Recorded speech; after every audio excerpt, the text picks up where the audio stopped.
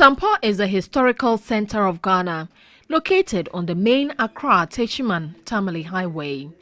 Due to its location, it serves as an easy access to major cities and towns. The town abounds in many tourist sites, including the Kintampo and Fula Falls. The addition of a canopy walkway above the Kintampo waterfalls has resulted in significant tourist arrivals. Lying right along the main road at Nwase, a suburb in the Kintampo North Municipal, is the center of Ghana. The inscription on a metal triangle with a coat of arms above caught our attention. Welcome to the center of Ghana.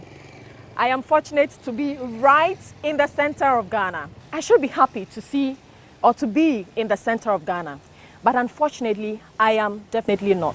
It was clear, despite several news stories in the past to highlight the neglect, it has done very little to convince authorities to develop the place. Some students were obviously disappointed by the site. What can you tell us about this place?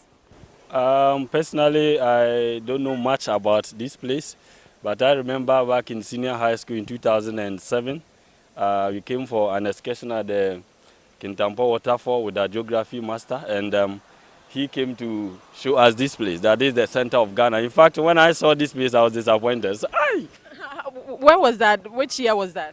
That's 2007, yeah. Back in 2007, and at the time you were even disappointed? Highly disappointed, because I wasn't expecting something like these metals erected here at center of Ghana, no. How do you want to see this place? I'm expecting that this place will be well structured, where tourists, people from outside and from Ghana will come and even pay money to see this place. And you come and see sheep, goats are grazing here at the center of Ghana. I said, no. Very interesting. Right? Very interesting. When I came and saw this place, I expected something extraordinary. I expected to see it being covered, whereby tourists can come and then have access to it and pay some amount of money. But to come and see it highly exposed, anybody can come and then just look at it. We engaged a native of the town. What can you tell us? Oh, really?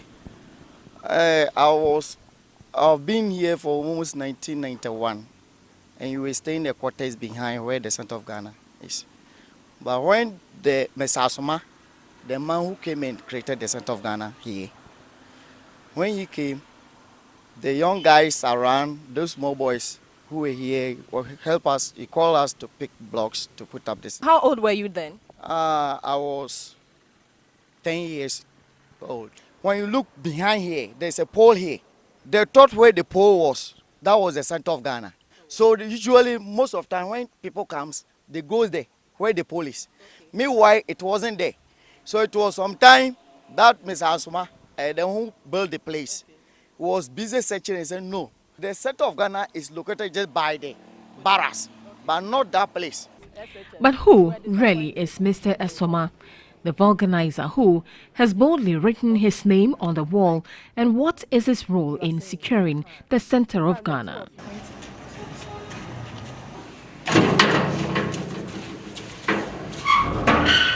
Good morning. We found Mr. Asoma after a long search, who requested we go with him to the center to explain things better.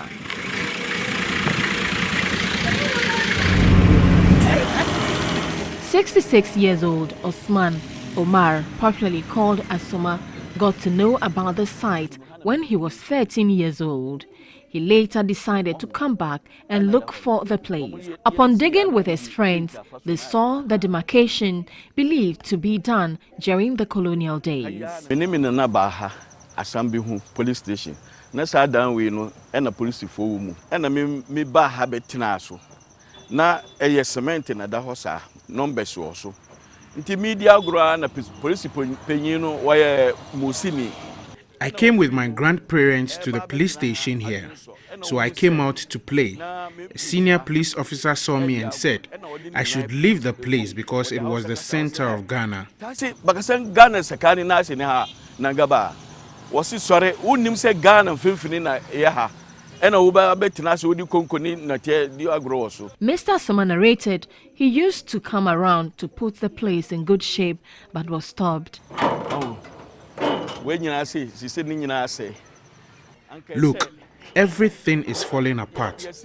They said I should stop coming here, but they have done nothing to develop the place. In 1996, he was approached by a foreigner to sell the center to him. But how does he feel about the place? When I walk past this place, I don't even look at it. He then pleaded with the assembly to intervene to rehabilitate the site, as all attempts to do a facelift proved futile. This is the center of Ghana. For TV3, AC Benewa Otu, Kintampo North.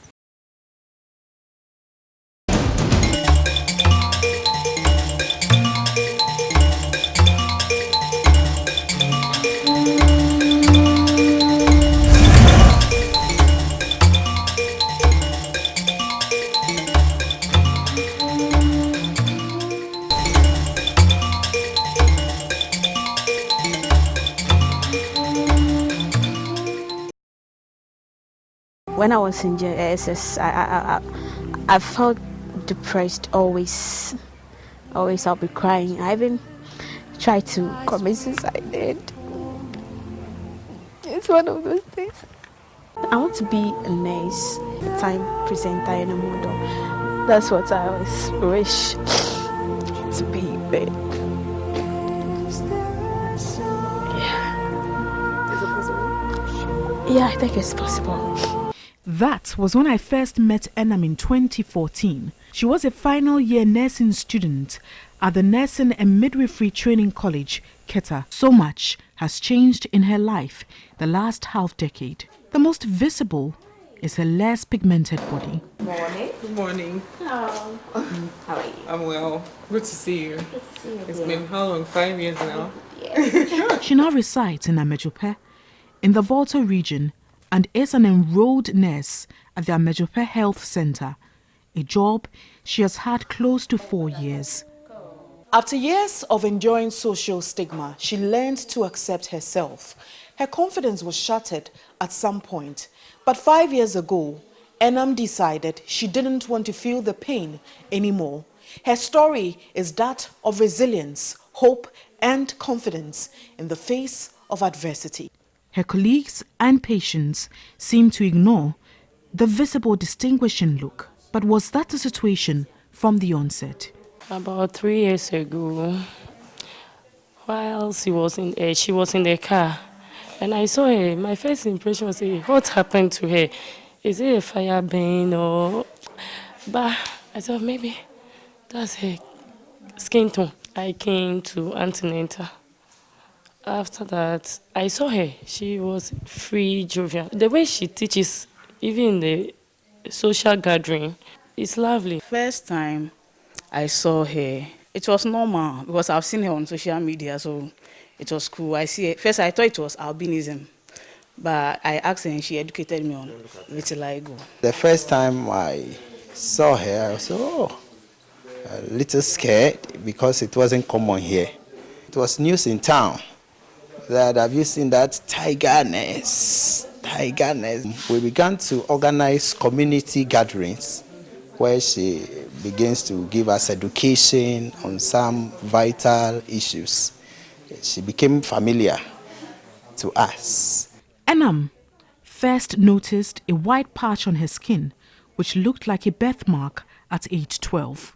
With time, the white patches kept spreading to other parts of her body. According to dermatologists, vitiligo is a condition where white patches develop on one's skin due to loss of color from areas of one's skin. The American Academy of Dermatology indicates people get vitiligo when their body attacks its own melanocytes, the cells that give us skin, hair, and other areas of the body color. Some people develop a few patches, while others lose much more skin color like Enam. In her late 20s, Enam's vitiligo is the universalis type, the most uncommon form, which is at the extreme end of the spectrum. Enam's late great-grand-aunt had vitiligo. One of her brothers out of 3 also has the condition. The mother of one has since our first conversation become a strong advocate for persons living with vitiligo. Her foundation, Vitiligo Ghana Foundation, educate pupils and students about the condition. The Amejope Technical Institute in the Volta region has benefited from her awareness campaign. It's not all white patches that are vitiligo. So once you detect a white patch on your skin, you have to see a dermatologist. I learned that vitiligo is not contagious and it can be treated but not cured. According to the Indian Journal of Dermatology, about 1 to 2% of the world's population suffer from vitiligo. Enam did not allow her condition to affect her dreams of becoming a nurse, despite the stigmatization she has faced along the way. Today, Enam is a nurse, model for some brands, and a vitiligo advocate. I ran for survival. Mom, you abandoned your own child. She has played a lead role in the movie on vitiligo, which is yet to be premiered. You also think I'm a witch? You are! You gave birth to a witch. What does that make you? But she looks forward to becoming a TV presenter. She says her confidence was boosted by her first interview with our news team. So it gives me the platform to actually move around in society more freely than before, because before people were not used to the skin or know what it is. But after the story on TV3, I was able to get the exposure. Enam feels accomplished having come this far. Now I feel like I've embraced my skin. I feel like I'm out of my shell to explore, to do more, to actually achieve more, to get people that are living with the skin condition to also achieve same like me, to be all out. There's no need for them to hide themselves. There's no need to have a suicidal thought or feel depressed about the skin. I believe embracing myself now is a big deal. On turning white, the nurse had this explanation to give. Within that 5 years, I've been doing a lot. So I think it's because of the stress that the white patch is coming more. It's also because my vitiligo is universal type of vitiligo that have to do with almost all the body parts. So it spreads to the body parts so quickly. I use sunscreen sometimes when the sun is hot. I might turn all white, but at a point in time, I might get my black pigment back as well. Which you want? I'm so comfortable with any. Enam is of the view, once persons living with vitiligo learn to accept themselves, society will do so as well. It's not easy, but once you're able to take the first step by accepting yourself, the society will also accept you.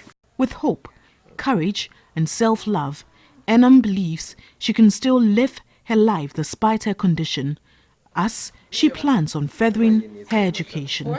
Wendy Lai, TV3 News.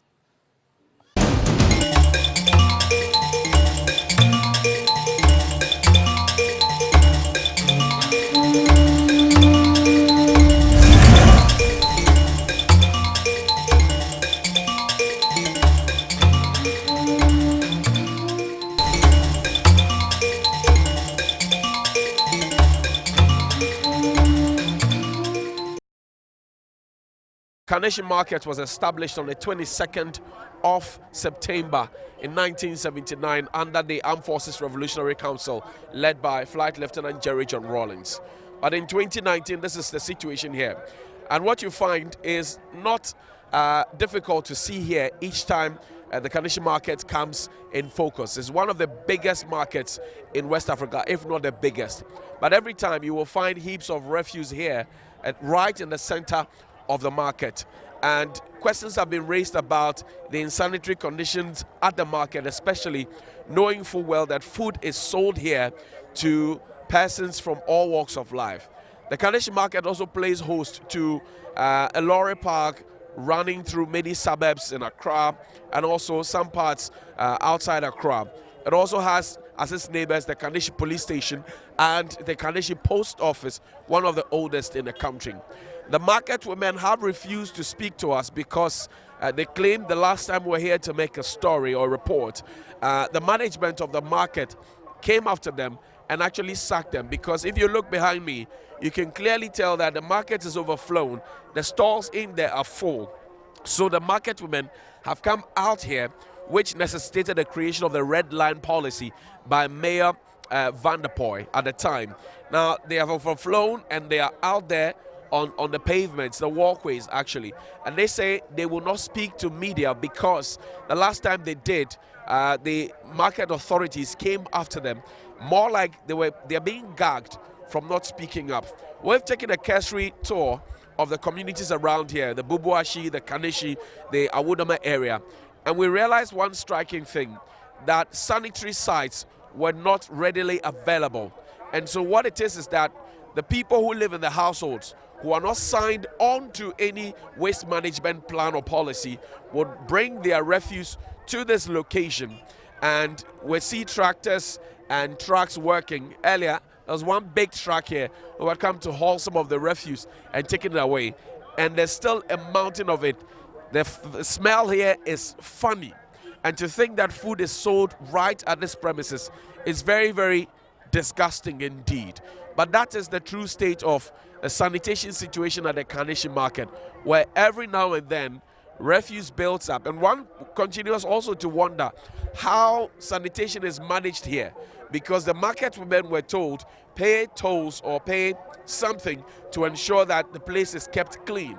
But right after they have paid what they pay, what level of education is given to them to ensure that they also don't litter, and people from their homes also don't come with their refuse to compound the already challenging situation that they have here.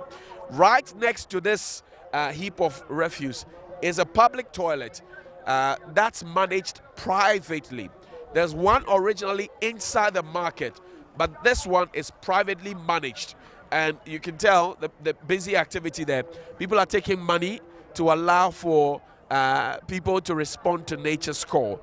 So at the Kanesh market now, because the gentleman, a staff of the AMA, is sweeping to gather what is left of the refuse. And it's so disappointing. I was trying to speak with one or two persons who are not market women, who are just passing by, to share with us what their immediate thoughts are. Hello, madam.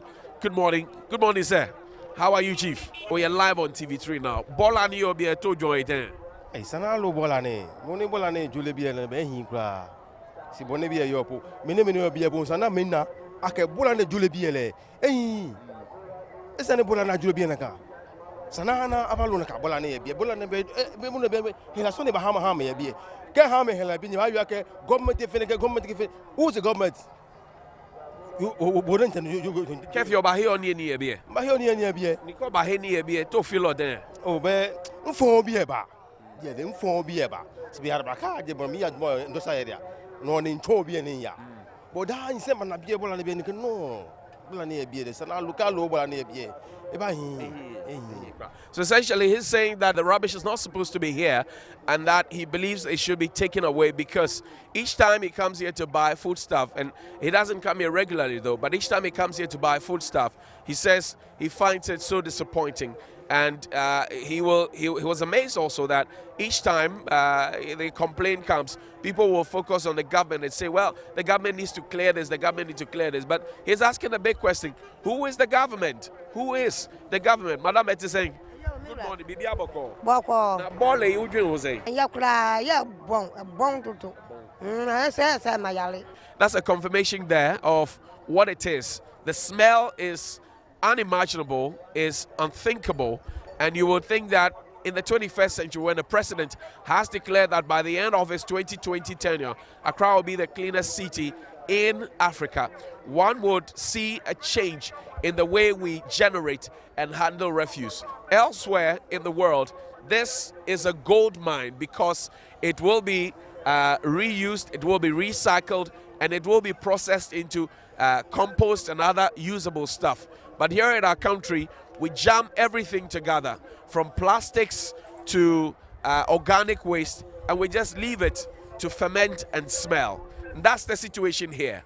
Johnny Hughes, TV3 News, Garbage Out Campaign, Kaneshi Market.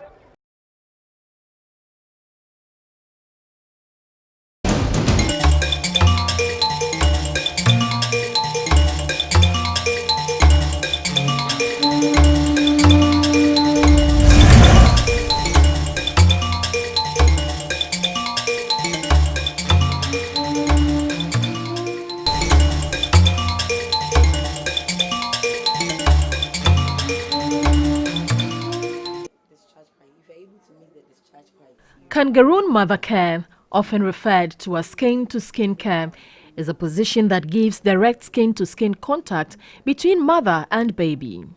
It is most commonly used for low birth weight preterm babies admitted to a neonatal unit to keep the baby warm and support early breastfeeding. The preterm babies are kept strapped on the chest of their mothers. These mothers bond with their babies intermittently. These babies here are among the 140,000 babies born prematurely every year here in Ghana. I am currently at one of the NICUs here at the Greater Accra Regional Hospital, formerly called the Ridge Hospital. And I have a woman here who has given birth prematurely. She's here taking care of her baby. We want to find out exactly what she's doing here. Me a kangaroo. Normal discharge me na me kofia. Oni incubator ni mu. Into obebo mebo no ofele heat na nanka owo incubator ni mu anase owo miyem na obefele obenya no. Eno ena me ye wa ha. And she's saying that she's been taking through what exactly the kangaroo mother care is. Mothers whose babies are in much stable conditions and are almost ready to be discharged are also schooled by health professionals. What is kangaroo mother care? Okay, kangaroo mother care is a special way of caring for preterm babies or low birth weight babies. Okay.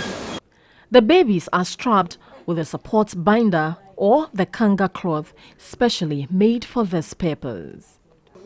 The education on how to care for their babies themselves alleviates the fears of mothers. How is it like, going through this process? It's been almost 2 weeks now, and then the feeling is like so different, like from caring for other babies, and it's wonderful, like having a tiny baby around you like this. Fauziatu Rabiu, a pediatric nurse, says they also extend the education to relatives to complement the efforts of mothers. Some of them are first timers, so they are afraid of their babies. So we involve their close relations. So we also involve the relatives to ensure that their relations are able to express their milk, and also infection control. They should wash their hands when they are coming closer to their babies. The kangaroo mother care is definitely a sure way to bonding mothers and their preterm babies.